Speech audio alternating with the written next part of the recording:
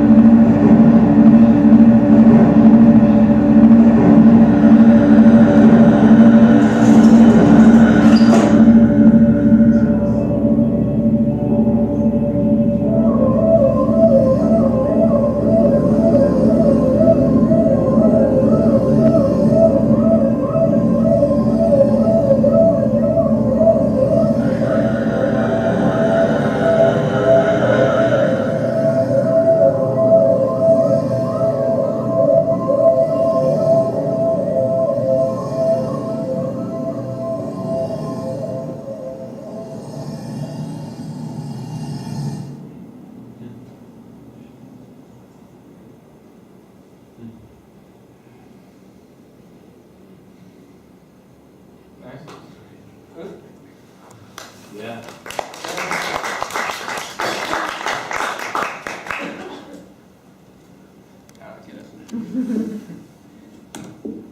I always thought it was interesting with those photographs. All the advertisements in the subways were basically telling people to go back home where they came from in the 80s, which I thought was really interesting. Like that Carolina one, come back home to Carolina.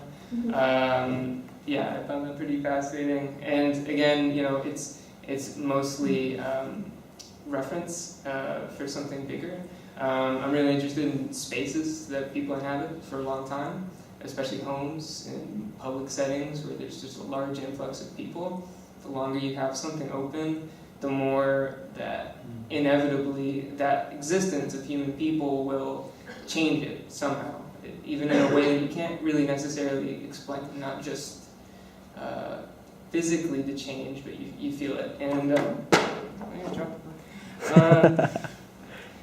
like objects that you drop. The Poetics of Space was a really great book for me, especially in college, because it influenced a lot of how I shop and manipulated environments. So I'm going to read really quickly, because I don't like reading publicly. And then I'm going to move into a film that I made 2 years ago. It was about my grandfather. He passed away before I really knew who he was, so my aim was to rebuild his life in a way that was like resurrecting him through the things that he owned in his house, so my family home. So this passage in Gaston Bachelard's book is pretty pertinent to that.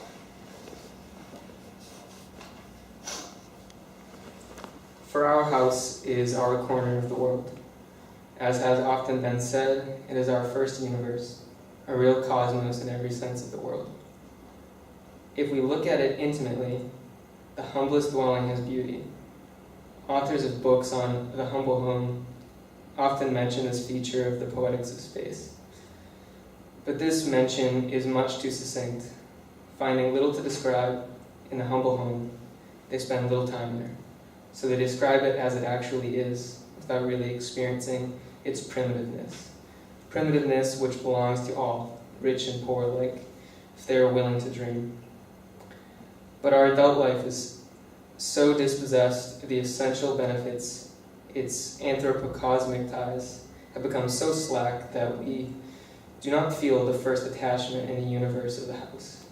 There is no dearth of the abstract, world-conscious philosophers who discover a universe by means of dialectical game of the I and the non-I. In fact, they know the universe before they know the house, the far horizon before the resting place. Whereas the real belongings of images, if we study them phenomenologically, will give concrete evidence of the values of inhabited space, of the non-I that protects the I. Indeed, here we touch upon a converse whose images we shall have to explore. All really inhabited space bears essence of the notion of home. In short, in the most interminable of dialects, the sheltered being gives imperceptible limits to this shelter. He experiences the house in its reality and its virtuality by means of thought and dreams. It is no longer in its positive aspects that the house is really lived, nor is it only in the passing hour that we recognize its benefits. An entire past comes to dwell in a new house. The old saying, we bring our layers with us, has many variations, and the daydream deepens to the point where an immemorial domain opens up for the dreamer of a home, beyond a man's earliest memory. Through dreams, the various dwelling places in our lives co-penetrate and retain the treasures of former days. After we are in the new house, when memories of other places we have lived in come back to us, we travel to the land of motionless childhood, motionless the way all immemorial things are. Memories of the outside world will never have the same tonality as those of the home, and by recalling these memories, we add to our store of dreams. We are never real historians, but always near poets, and our emotion is perhaps nothing but an expression of a poetry that was lost. So, that will open the film. Sorry, that might have been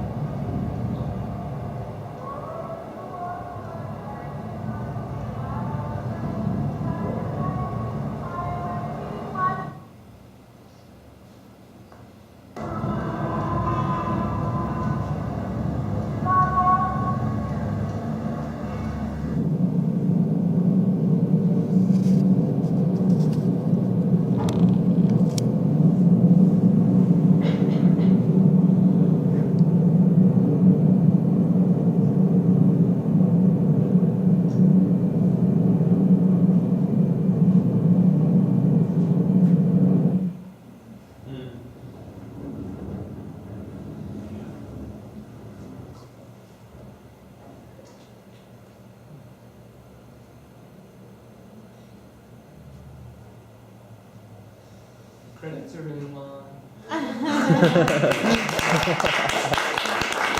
Yeah.